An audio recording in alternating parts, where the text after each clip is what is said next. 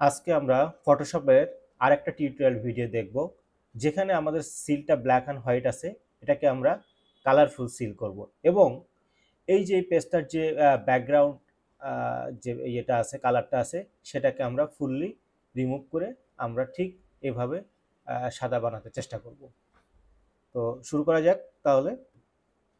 প্রথমে আমরা ফটোশপটা ওপেন করি।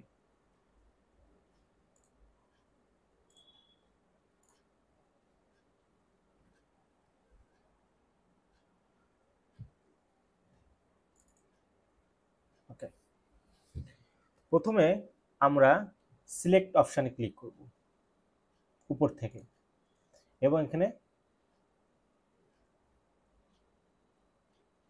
কালার রেঞ্জটা ক্লিক করব। তো এইখানে একটু সমস্যা আছে, সেটা হচ্ছে যে আমার ফটোশপে কিছু কাজ করা আছে, সেই জন্য অটোমেটিক এটা চলে আসছে। আপনারা যখন ফটোশপে এটা ওপেন করবেন ঠিক তখন ঠিক এইভাবে এই ইন্টারফেসটা এভাবে আসবে না। তো সুতরাং এখানে আমি একটু বলে দিই, এখানে সিলেক্ট অপশানে স্যাম্পল কালার এভাবে থাকবে, এই ফাজিনেসটা কম থাকে, 0 থাকে, সেটাকে আমরা 200%ই করে দিব। এবং নিচে সিলেকশন এবং ইমেজ আছে, এখানে আমরা সিলেকশনটা রাখবো। এরপরে সিলেকশন রিভিউ এখানে নান থাকে, সেটাকে আমরা কুইক মাস্ক ক্লিক করব। নর্মালি ইন্টারফেসটা এরকম থাকার কথা ছিল, কিন্তু যেহেতু ফটোশপে আমার আগে কিছু কাজ করা আছে, কিছু অপশন সেভ করা আছে, সেই জন্য অটোমেটিক এভাবে চলে আসছিল। ঠিক আপনারা যখন ক্লিক করবেন ঠিক এইভাবে আসবে। এখন আমরা এখানে এই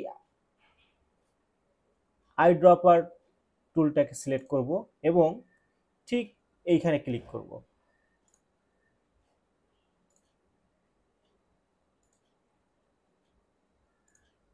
দেখুন লেখাগুলো ব্ল্যাক আছে এবং একটা অন্যরকম কালার চলে আসছে। সমস্যা নাই, আমরা ওকে ক্লিক করব। ওকে ক্লিক করার পরে আমরা দেখতে পাচ্ছি যে এখানে যে লেখাগুলো আছে, লেখাগুলো সিলেক্ট হয়ে গিয়েছে। সুতরাং এখন আমরা একটা আলাদা লেয়ার নিয়ে নিব এই লেখাগুলোকে।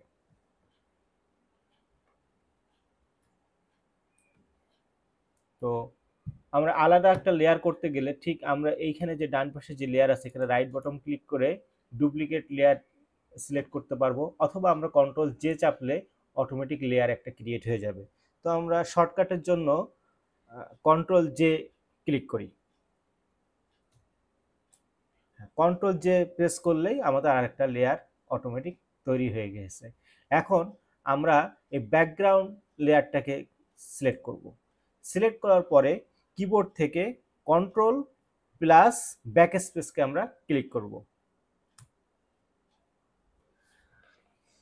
আচ্ছা, এখন আমাদের এই ব্যাকগ্রাউন্ড কালারটা চেঞ্জ হয়ে গিয়েছে। এখন আমরা এই কালারটা চেঞ্জ, যে অটোমেটিক আমার সেভ করা কিছু অপশন থাকার কারণে এটা চলে আসছে, এখন এটাকে আমরা চেঞ্জ করে দিব। চেঞ্জ করার জন্য প্রথমে আমরা এইখানে ক্লিক করব।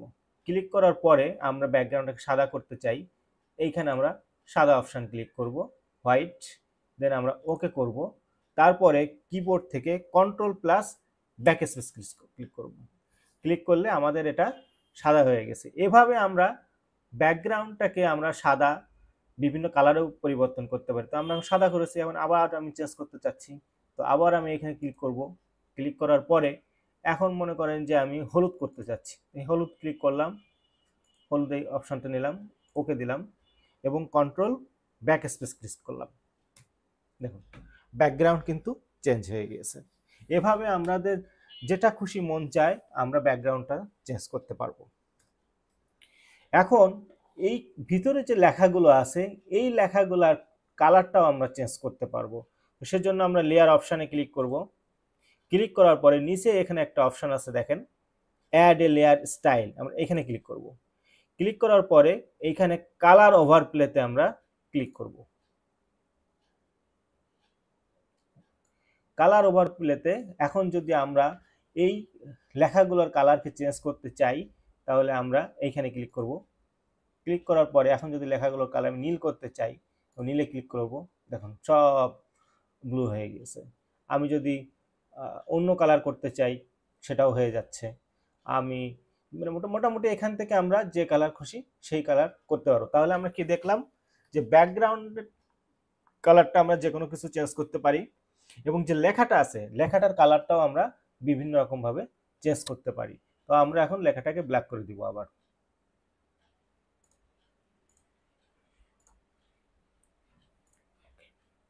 এখন আমরা এই যে দুইটা লেয়ার হয়ে গেছে, লেয়ার 1 এবং ব্যাকগ্রাউন্ড, এই দুটাকে আমরা এক করে এইটাকে কাজটা কমপ্লিট করব।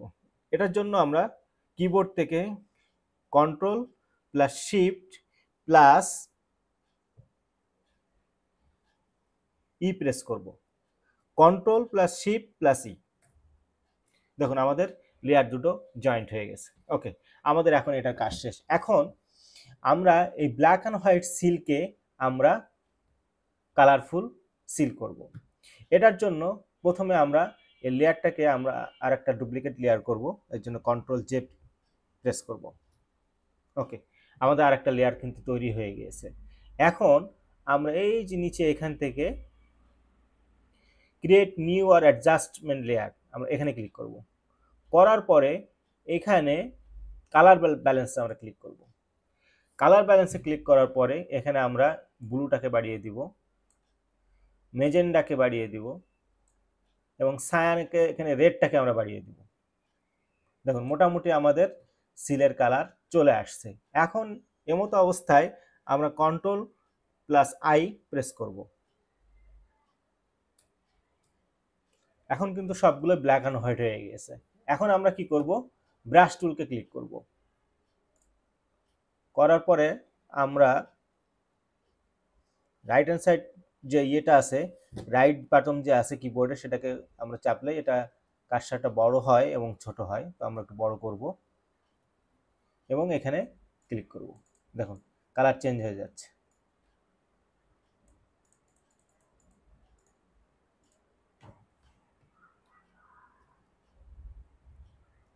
আমরা একটু বড় করি তাহলে বুঝতে পারবো।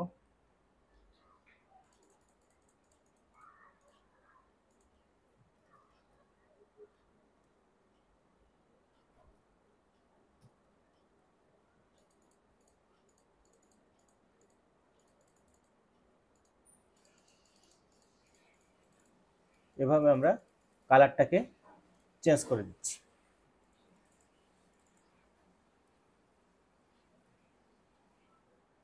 এবার আমরা এবার রাউন্ড সিলের এখানে আমরা আসবো।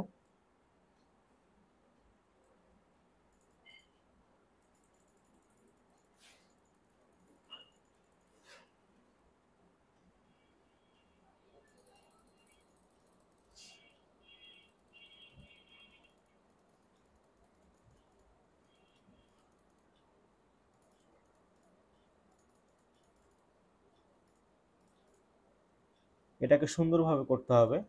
আমি তাড়াতাড়ি দেখানোর জন্য একটু তাড়াতাড়ি করতেছি। যতটা আস্তে ধীরে করবেন তত এটা খুব সুন্দর হবে।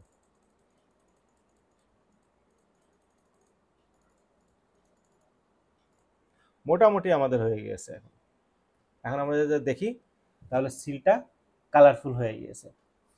এখন আমরা এই যে তিনটা লেয়ার হয়ে গেছে, তিনটা লেয়ারকে আমরা জয়েন্ট দিব একইভাবে শিফট কন্ট্রোল প্লাস ই, আমাদের লেয়ারগুলো জয়েন্ট হয়ে গেছে। এখন আমরা এটা সেভ করব। সেভ করার জন্য file, then save as a copy করব। আমরা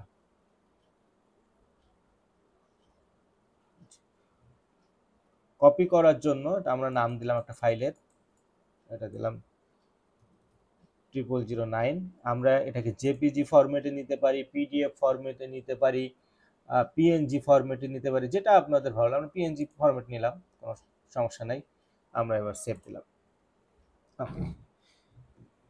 ওকে, এখন এটাকে আমরা সেভ নাই দিলাম, পরবর্তীতে আমরা কাজে লাগবে জন্য নো।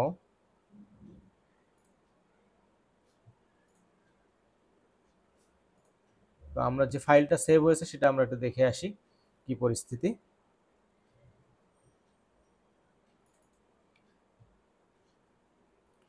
ডাবল 09, আমরা এটা ওপেন করি। হ্যাঁ,